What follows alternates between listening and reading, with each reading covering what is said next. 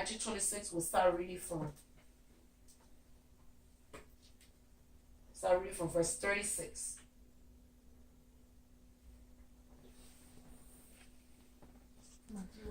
Matthew 26. Actually, we'll start reading from verse 35. Matthew 26, verse 35 says, Peter said to him, even if I have to die with you, I will not deny you. And so said all the disciples. And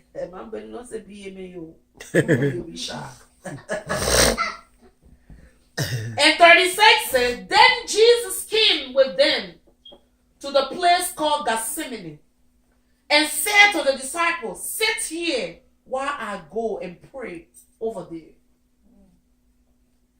The one will say, even God, if I have to die with you, and they come, if I with you and they killing me, I will not. They say, Peter or Madeline, are you a servant of God? I will say, I am a servant of God. I will never deny you.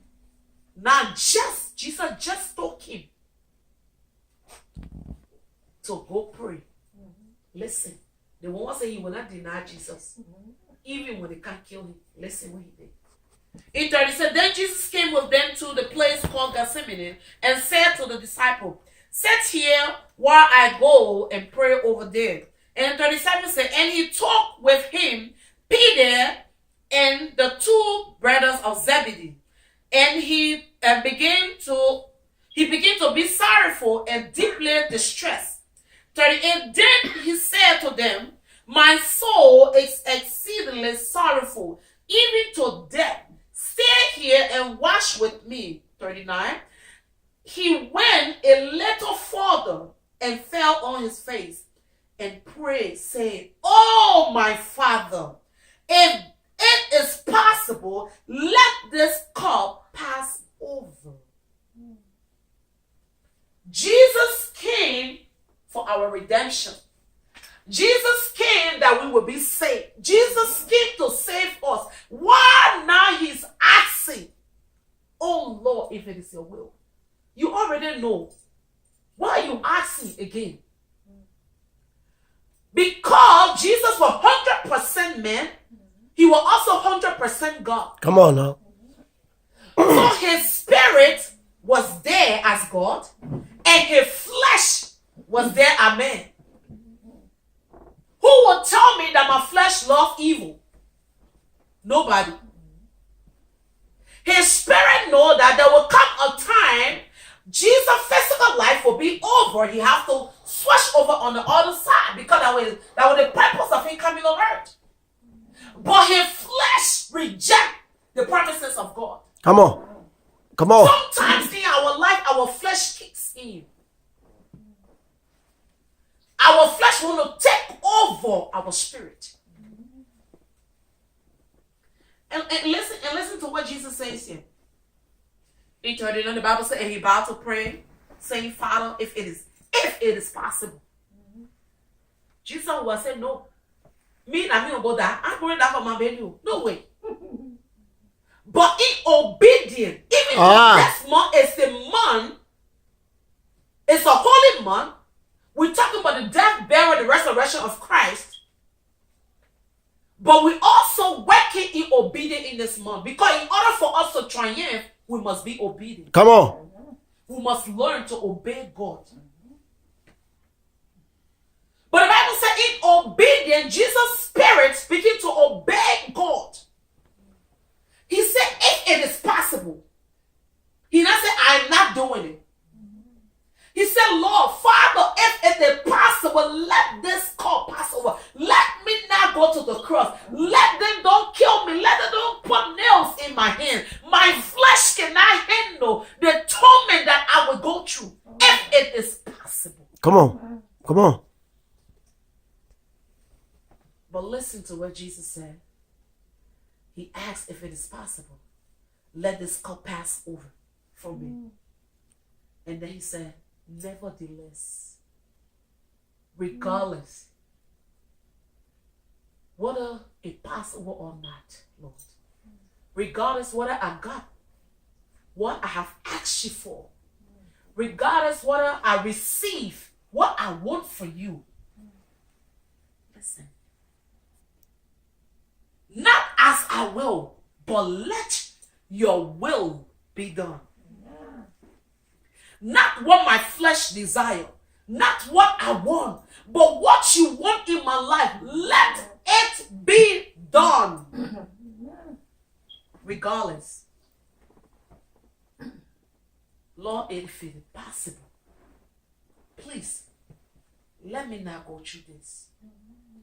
I guess all the men of God named my pastor, Joe Coyle, Bishop Johnson, Better God, almost 250 to 60 branches all over the world. Bishop Kun got churches in America, Africa, Nigeria, Ghana. Powerful, deliver minister. Powerful. Prayer warriors. They will say it today, it happened. Why? Why that one thing?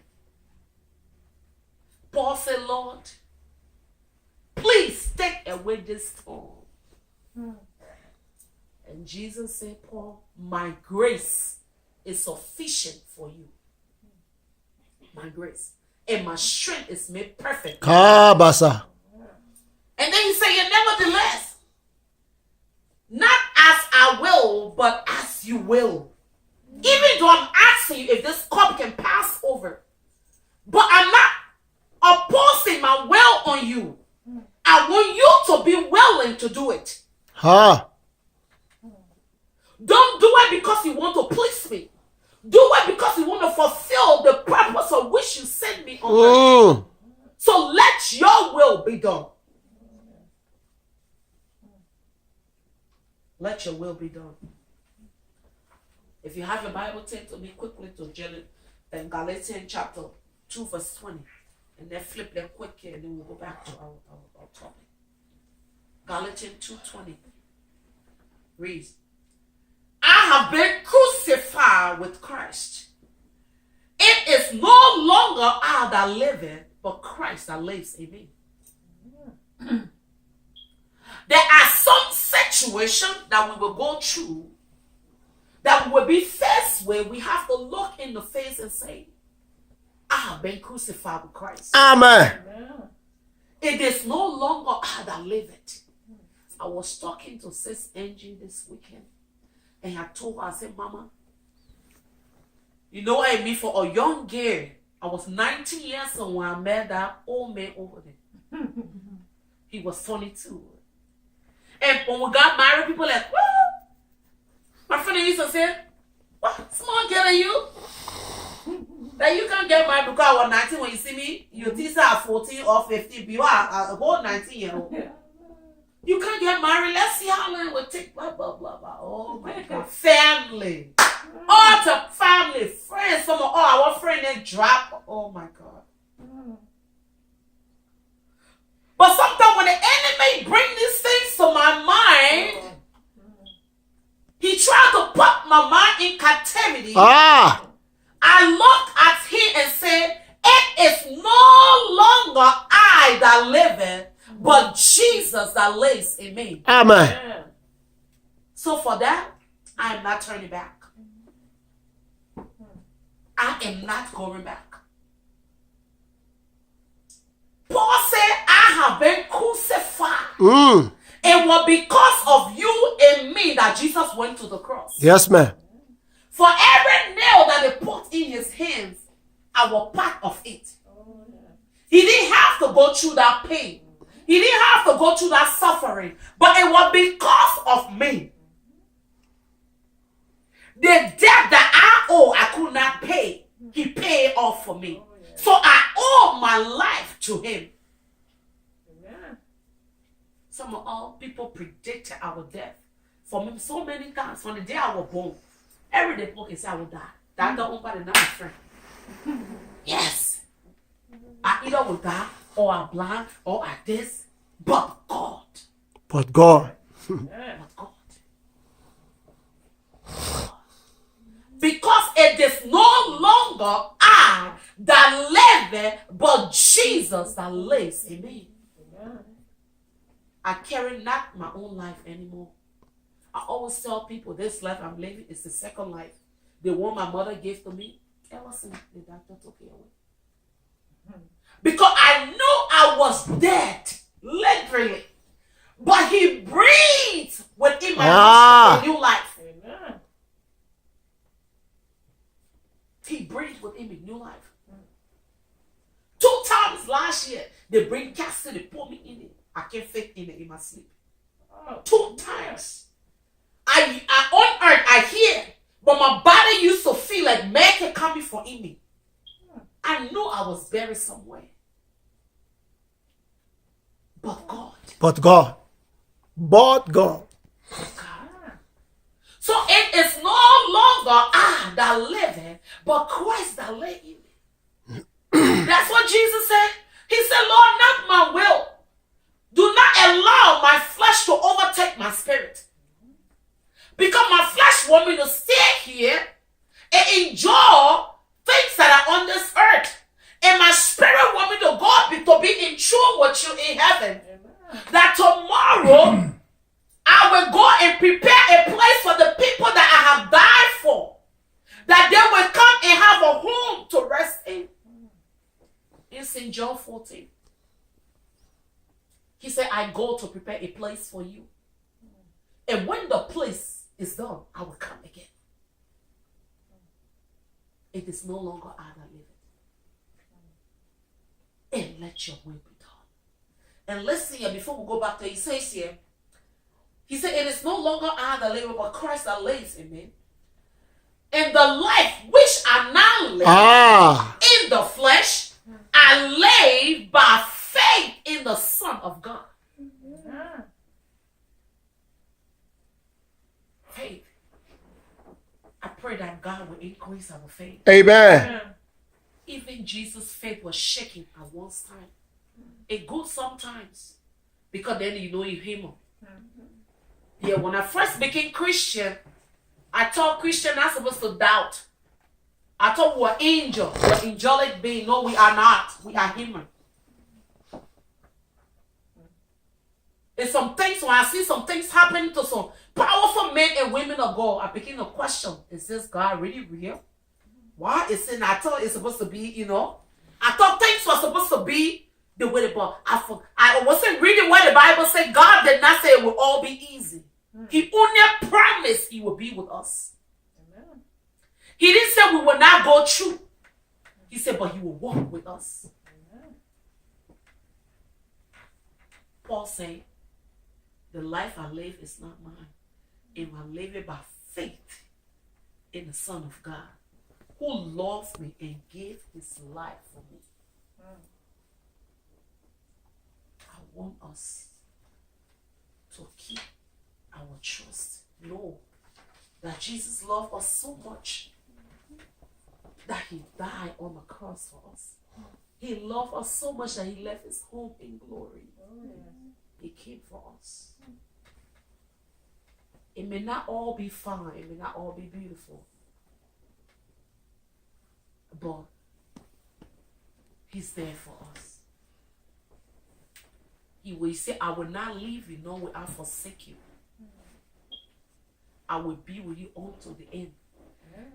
He didn't say, I will not leave you when you're in good time or in bad time. He only said, I will not leave you, I will not forsake you. He said, I will protect you from all the trouble that will come. He's only said, I will not leave you, I will not forsake you.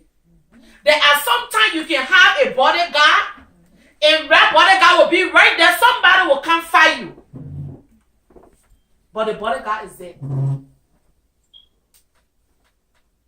Nevertheless, what we go through, the life that we live is no longer ours. Come on. It is Jesus. Come on. From the day we sign up in the army of the Lord, we have no authority over ourselves. There were some things, when we want to do some things, we can't. Somebody was telling me, wow, you sure? See, you've been married to Pastor Joe? You tell me, he said, one day, I said, hey, I'm putting my name down for Pastor Joe. Pastor Joe is Pastor Joe. I am Pastor Magdalene. Why would you even be asking what kind of question? Yeah, human being. I am not. But I know within myself, I know the person that I make vow with. I make vow with God from the day I stand before him. So even sometimes when Pastor Joe make me mad, I just say, God, now you. Because when you do it, do it, my own they will see. But I don't have authority. You look at over my own. me, no one. Preach it good, baby. Preach it I good. have no authority over my own life. So everything I do, I have to consult God. And he will tell me it will be okay. It will be just fine. It is all right. Sometimes when some people do some things to me, I want to pay back. He said no. He said it will be fine. It will be just fine. Just hang in there. And I tell you, I said, God, you are not treating me fair. It is not fair to me. He said, I didn't say I was always going to be fair to you. I only promised to be your God. And there are some things that I will guide you to, you will not like it. But that's the right path. There are some things that I will tell you to set you on the right path that your flesh will not like. But remember, it is no longer you. Your flesh does not exist anymore. Because the life that you live within me. Amen. Amen. It's not in you anymore. I want to encourage somebody. This holy month, let us stay with Jesus, nevertheless. It's good. Sometimes I feel bad. Because myself, if I work, I get paid, I get tired. I won't see something. But he said we'll see everything. He didn't say everything will be okay for us. He only promised he will hold our hands in the midst of it. In Jesus' mighty name. Amen. Amen. God bless you.